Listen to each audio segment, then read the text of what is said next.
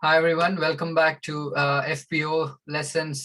This is the episode 2, and today we have Mr. Kedareswar Choudary from Odisha, and he has been working with several FPOs with the help of an NGO that I believe he's associated with. So we'll learn more about his work, what the challenges on the ground are, how successful or not these FPOs have been, and we'll delve into those issues. But first, let me ask Mr. Kedareswar to introduce yourself, and then we can get started. Sure. Thank you, Suri. Uh, uh, uh, Thanks, everybody. My name is Kedareswar Choudary, and am I audible? Yes, yes. Okay. My name is Kedareswar Choudary, and I represent an organization NGO called Darbar Sahitya Sansad. It's a 40-year-old NGO in Odisha, working in Odisha. We are predominantly working in 4-5 districts of Odisha. And my background is that I have done master in commerce, then master in social work, and then done a diploma in development planning from Pune University. And I am continuing with this organization. It's a grassroots organization.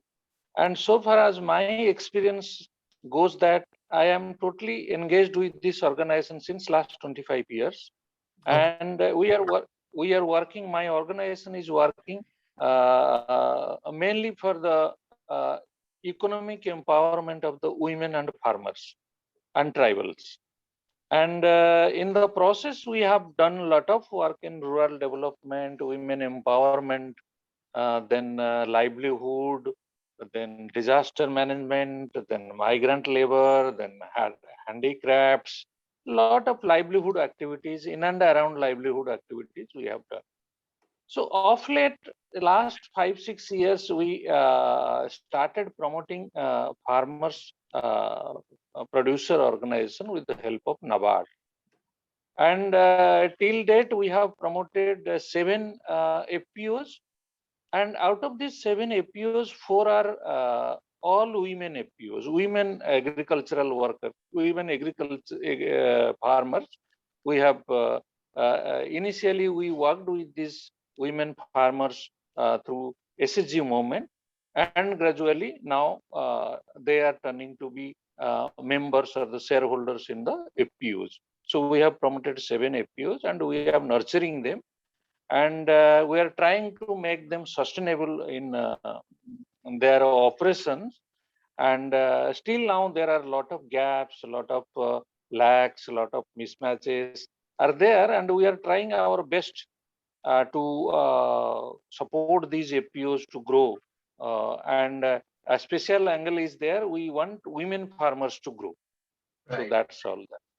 Wonderful, wonderful work, Mr. Kedareswar. It's good to know your background and your long association with farmers and their livelihoods and all those issues. So speaking of FPOs, so you said 4 out of 7 are completely women farmers, and you know, they have been operating for how many years now? 3-4 years? 3 years. 3 years. Okay. 3 years. Yeah. 3 years. And you said you use the word you're promoting these 7 FPOs. What do you mean by promoting? Is it that somebody else has created this FPO and you are sort of in the advisory role and helping them, you know, grow, or you are the one who is also initiating the creation of FPOs and taking it forward? We with the support from NABARD, we formed these FPOs. We formed these FPOs, and we are registered. We are mobilized the farmers, and we have done all the initial groundwork and promoted these FPOs. Okay, so let's take, you know, we have 7 FPOs, so I'm sure there is a lot of information you can share. You can pick any one FPO and then we can focus a little bit about that particular FPO. Can you maybe describe, you know, how that FPO came together, how many members are there in that FPO, and then we can, you know, slowly take the conversation from there. Yeah. There is a all women FPO called Beji Costa Farmer Producer Company. It's in Puri district, and we have formed this FPO 4 years back. They are 3.5 years, 4 years back. In 2017, we have formed this FPO, that FPO. And actually, these women, where we were connected, my organization was connected with these women through the SSGs. We promoted SSGs. Long back, we started promoting SSGs, and right now we are not promoting since government has taken over the role. We are maybe we can say we are sidelined, but we had the connection with these women farmers, and we were promoting organic farming through these farmers.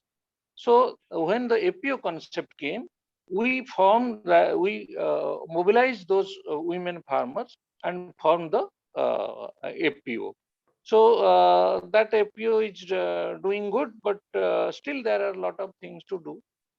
We have started input marketing and seeds, and seeds we have started. Fertilizer we have not started. Seeds we have started doing this input business through that FPO is doing seeds input business, and output business is also doing, and a lot of work to be done. Okay. And how many members are there when you started? There are 514 Okay. members are there. Yeah, Okay. women members. Yeah. And how much of capital did you initially raise with the initial capital money? How much was that, and how did you manage to raise that? Around 5 lakhs we have managed shareholding. We have managed to mobilize from these farmers. Okay. And they're all completely organic? I can't say completely organic. We are promoting organic, but still the people are using the inorganic practice. And Okay. a lot of effort is required actually to make it complete organic. Yeah. Okay. Okay. And you also said that you have registered for input sales like seeds, and you have applied for fertilizers. Now, these seeds, are they being harvested, or how do you procure these seeds? No, right now we have the plan of promoting this no seeds promotion among these farmers. They will do the seed cultivation, but right now we are starting with the different companies. So their seeds are being marketed in this FPO. And so how does that work? So you get these seeds from the seed company at a discounted rate, and then you sell it to the farmers, or can you explain how that works, the whole operation? Actually, to do the seed business, you have to have a seed license from the government. And for the fertilizer also, same thing, the fertilizer license is required. This company, this FPO, they have availed the seed license, and they have applied for the fertilizer license. So with that seed license, what they do the business of the government sponsored seed thing. The paddy seed is the main thing. The government provides the paddy seed. Government company. There is a state seeds corporation is there. With the state seeds, by registering with them, they take the seeds from the company directly take the seeds from the state seeds corporation, and in the bulk, and that is at the subsidized rate. So the farmer gets the seeds at a subsidized rate. But in case of the vegetable farming, vegetable seeds, it has the government doesn't have the facility for the vegetable seeds, but the different seeds companies, private companies are there.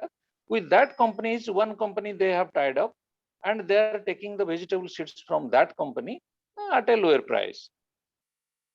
Okay. And what kind of crops do you cultivate other than the vegetable crops? What else do you cultivate? Paddy is the main crop, paddy, pulses, and vegetables. These are three major crops. Okay. Apart from that, some few cash crops are there, but not all the people are doing that cash crop, like betel vine. That betel vine is there, coconut is there, but very few people do that. Very few farmers have that thing. But Okay. paddy, pulses, and vegetables are the main. Okay. Okay. Now, and you also said that you have applied for the fertilizer license. Is this fertilizer for conventional farming or organic farming? Yeah, for organic, there is no license is required. You can do the organic farming, but for this conventional chemical fertilizer, the license is required. For organic, we can do, but we are not selling the organic because we are promoting the organic through the farmers. They will do the organic. They will prepare the organic pesticide and organic manure at their at their houses. They try to do that with the cow dung, cow urine, different leaves. So we train them to prepare and use. Yeah. Okay. So for this FPO, who is the how was the CEO appointed, and who are the board of directors for these for this particular FPO? The board of directors are selected among because when we targeted that FPO, we had a vision of that, okay, these many numbers of villages will be under this FPO. Maybe 10, 15 villages will be under this FPO initially. When we targeted for the 1,000 members, then we targeted 15 to 20 villages under these FPOs. And since these women farmers were organized under self-help group, then we conducted extensive meetings among them at the village level, and they selected some one no, representative from their villages, from their SSGs. They selected who is literally is a farmer, and actually he has some organizational capacity, so mobilizing capacity. So those kind of people were selected to the board. And second screening was that they should have the PAN card, they should have their Aadhaar card. Those kind of screening were done. So then after that, they become the board of directors. Mm-hmm. And what kind of training was given to these members? I mean, is some training where they have to think like a business, right? They have to run this FPO like a business, where they need to worry about generating revenues and profit and losses and all of that. How easy or difficult has it been for training the women farmers to think like running a business?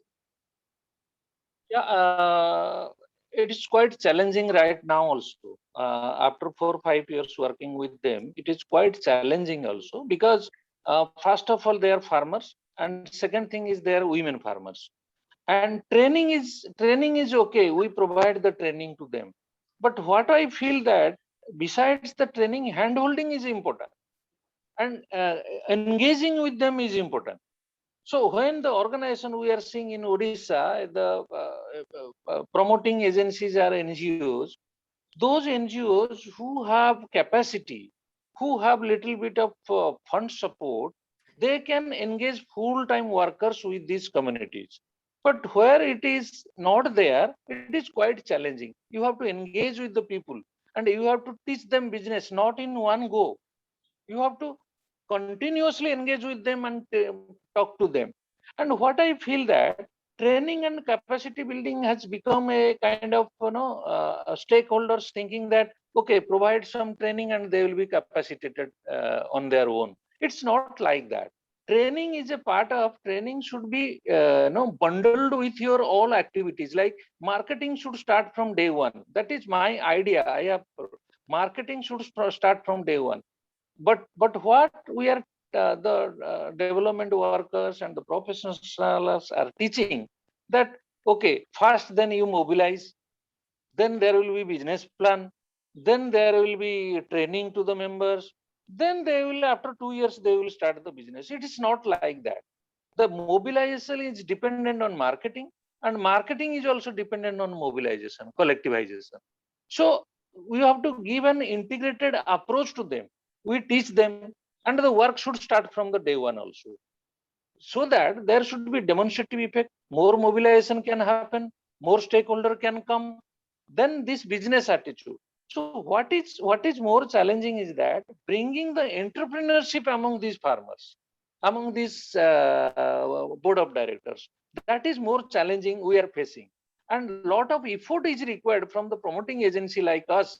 Lot of effort is required. So it's challenging, but we are trying to do it. So how many, how successful have you been in the last 3-4 years in terms of training the women, in terms of having them operate as a pure business entity? I would rate ourselves to be 50%. Okay. Frankly, another 50% we have to go long way. Because we are finding it very difficult and challenging that to entail this business entity among them and take the entrepreneurship ahead. So that Right. is happening.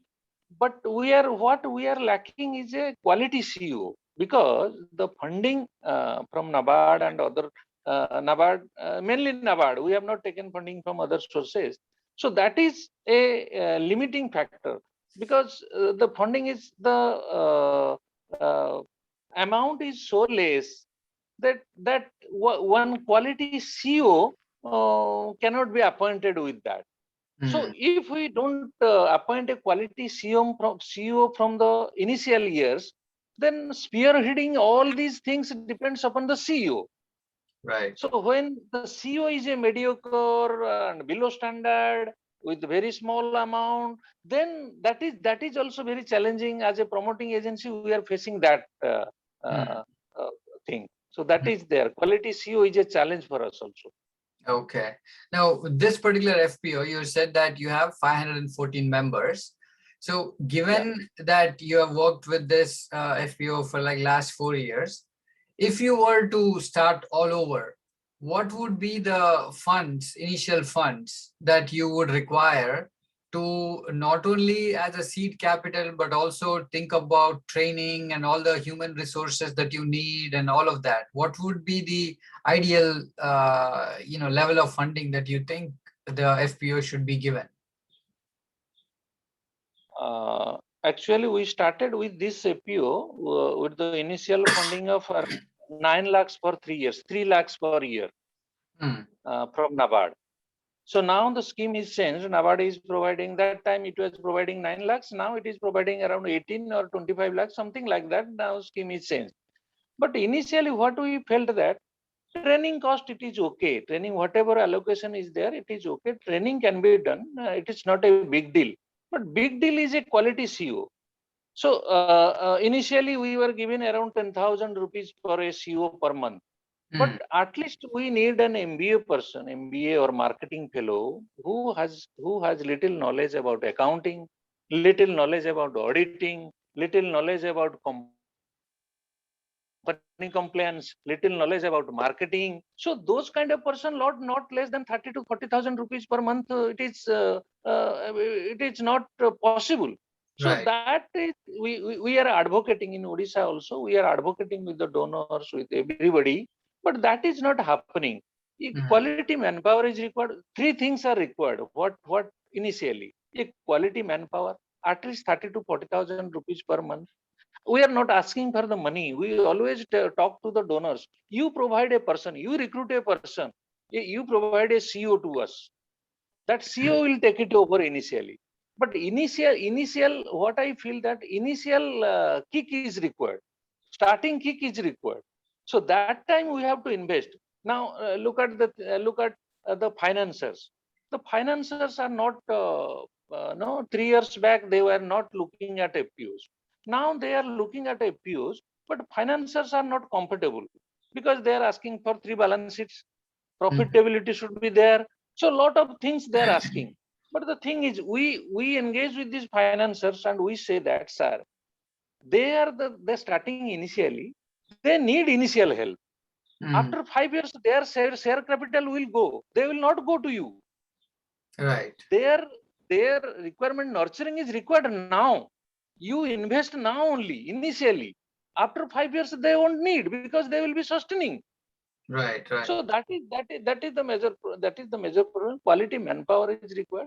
Mm. Training cost little bit, training and exposure is required. But manpower is a computer is required because we are talking of digitization. We are talking of state of art technology and everything, a computer, an internet, a small office, and a quality CEO. So that is the most required requirement. And initial capital, maybe we took 4 years to mobilize 5 lakhs. But initially at the first year, if you had have 1 or 2 lakh of rupees from outside, maybe a loan at a lower rate of interest, then they could have started the business from the day one or the first year only. Mm. So that is required, crucial. Whatever we have failed. Yeah. Okay. And in terms of infrastructure, what infrastructure additions do you think an FPO should make in terms of, so let's say they now have the capacity to procure whatever the farmers are producing, then you need to do some value addition for that. So do you feel the need for FPOs to also handle the processing and packaging and value addition part? Sure.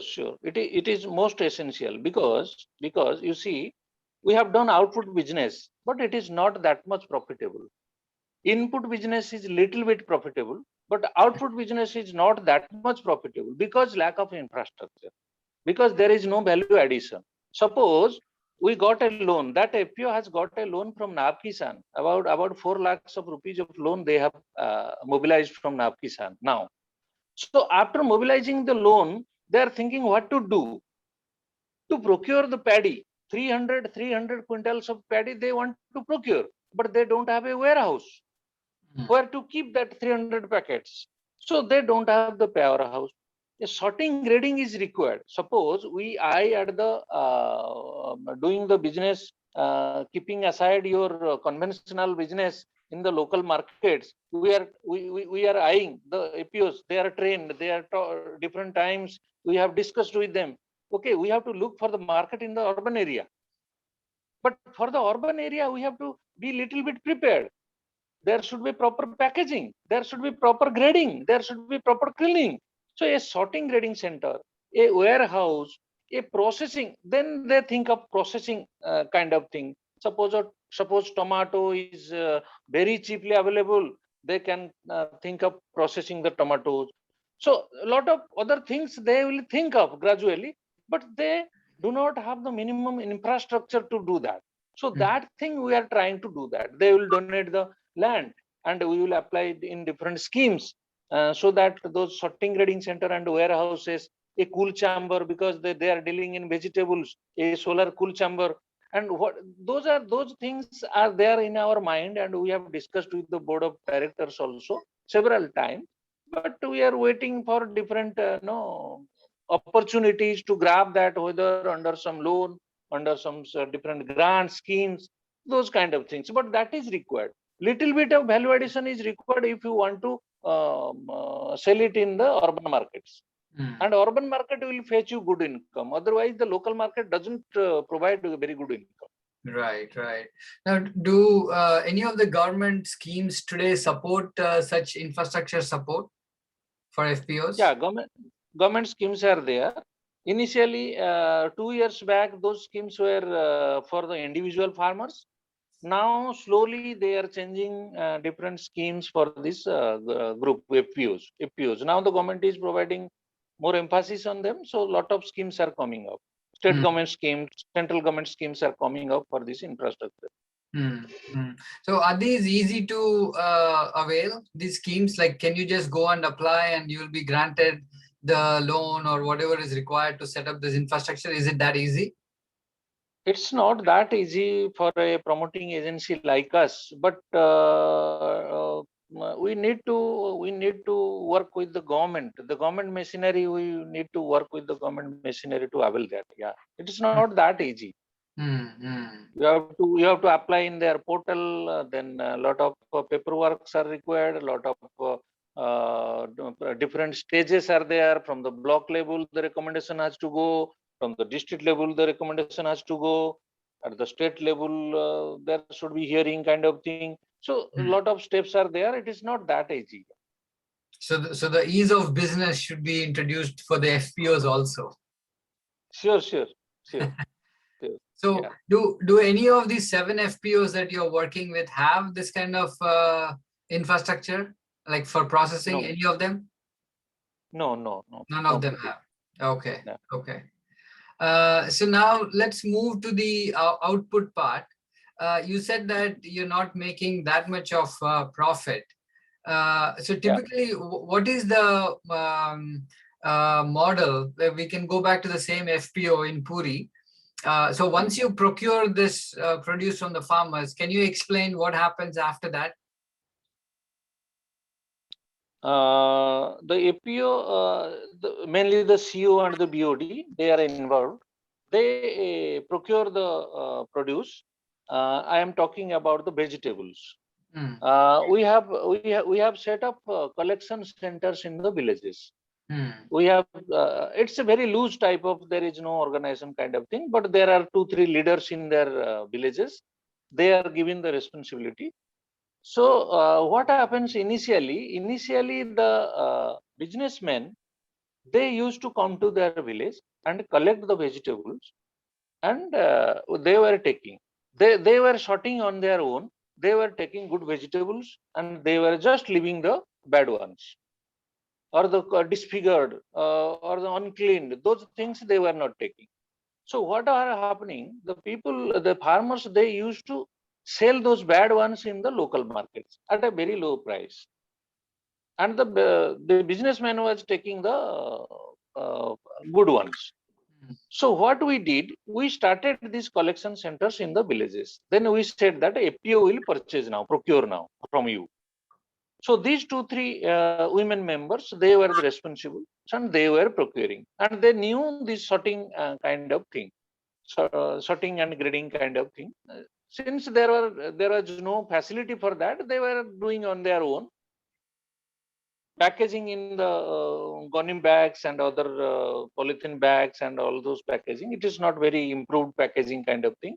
So they were doing, and they were arranging a vehicle to send it to the nearest market, that is Bhubaneswar capital market, 30 kilometers, 40 kilometers away. So they were sending to the mandi. Hmm. And after selling in the mandi, so they were collecting the money from the seller, the person who was selling. Then farmers were paid.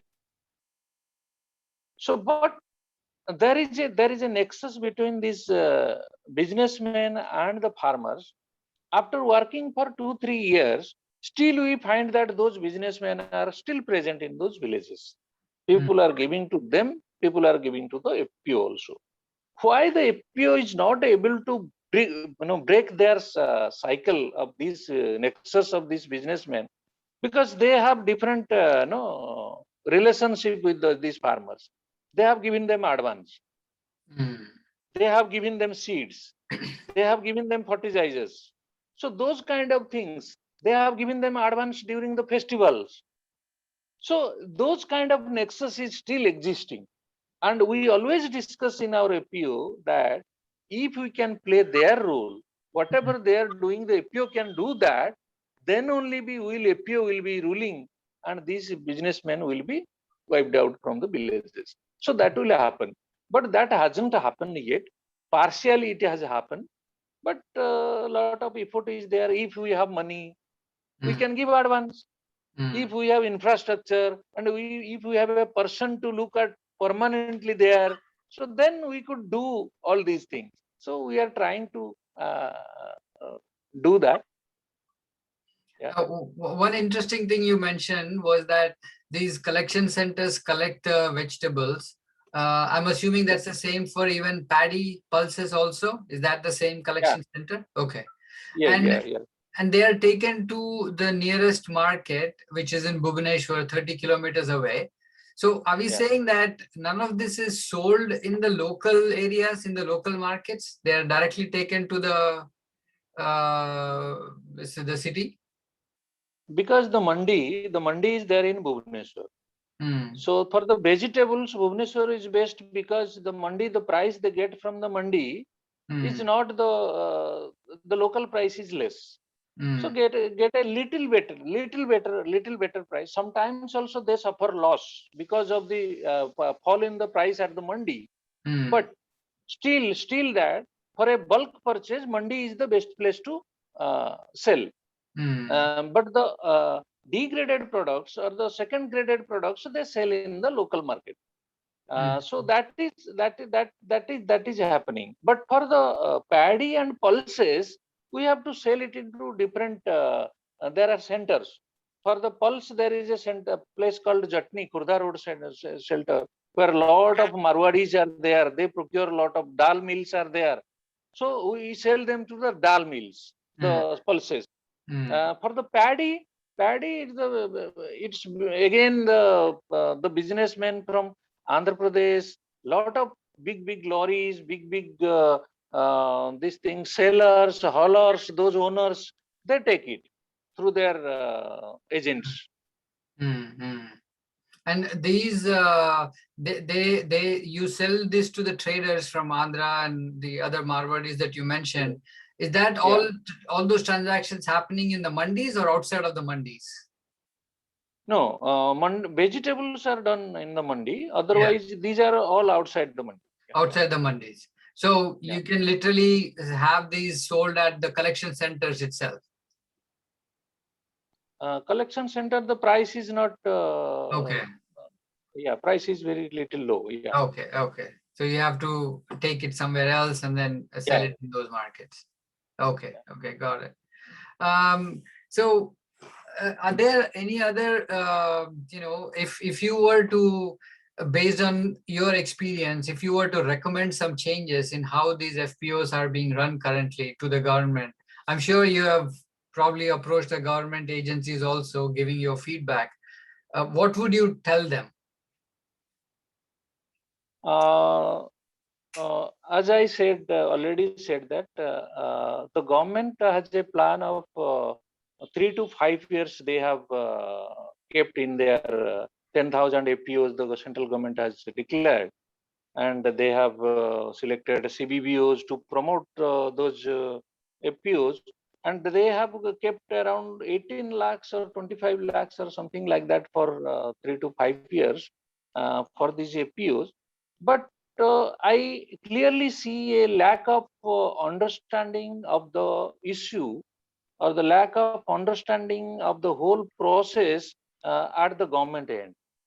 Still, the state governments are not, in our state, I am talking about our state of Odisha, still the horticulture department, who is made as the lead agency, they have not the understanding of these FPOs, because in a lot of forums, a lot of forums we have discussed with these government officials, still these HO, assistant horticulture officers, they have been given the responsibility of forming the FPOs, but they don't know the concept of these FPOs. But still it is a government program, so then everybody is trying to do that. Okay, we can show the target.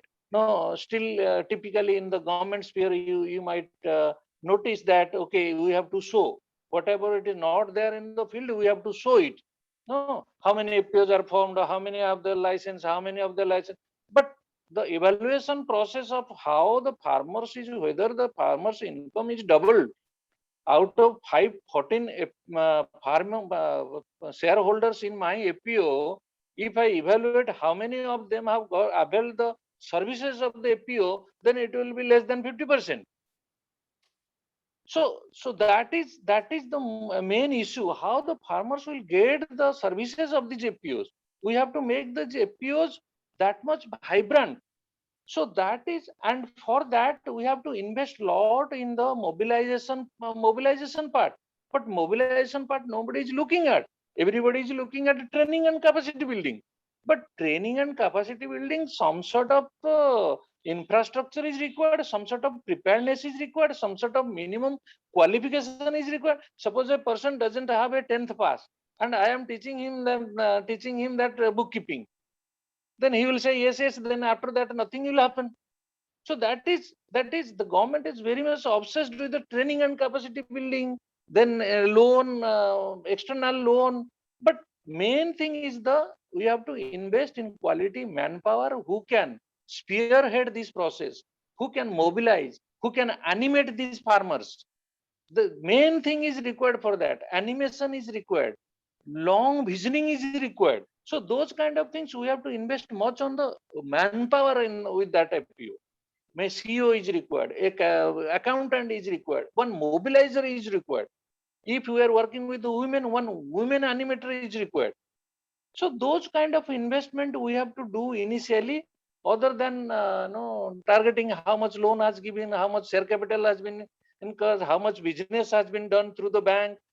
So people are manipulating also. Some people I have seen, they are manipulating. They're putting something in the bank, then withdrawing that money, and then putting something, then withdrawing that money, and showing the chartered accountant that okay, 20 lakhs we have done during this thing. Nobody is evaluating that whether it is done properly by doing this agriculture business or whatever they have done it. So that initial mobilization, animation, farmers, to unite these farmers, to animate them, bring entrepreneurship. So a lot of effort is required and investment is required. The government has to see this, look at this, and effectively we have several times we have talked to NABARD, told to NABARD that okay, you increase this thing, you decrease this thing. Exposure we don't require now, but why we are putting some money for the exposure? But if they have gone to the exposure, my BODs have gone to the exposure. After coming from exposure, they said for 15 days they discussed, okay, very good, very good. They went to Pune, see the Pune, Abhinav Farmers Club in Pune, very good work they are doing. But nothing has started after that in this FPO, nothing like that. So somebody has to lead that leadership, that entrepreneurship. So government has to invest in that. Got it. In these 7 FPOs, do you also have any tenant farmers? Yeah, lot of tenant farmers are there. Lot of Yeah. tenant farmers are there. Yeah. So how does the land ownership, because I could be wrong in my understanding, but do they have to be landowners or show some sort of ownership before they join as members in any FPO? No, actually, they are not the board of directors. They are Okay. not taken as the board of directors, but they are taken as the shareholding members. Shareholding members, there is no bar because they are a tenant farmer, and there is nothing is required, but a certificate is required as they are farmers from the government or from the sarpanch. They write that in their pad that they are a tenant farmer. We call them shareholders, sharecropper. Right, right. Okay. So before the FPO and after the FPO, have you seen the farmers realizing the benefits of FPO? Has that happened in your experience? What do you think? Yes, yes, yes. It has happened. It has happened. They have realized the benefits, but they have not fully taken the responsibility or ownership of the business process. So that is there a distant dream for us. All right. Okay. Well, it was wonderful talking to you, Mr. Kedareswar, and good luck with all your efforts.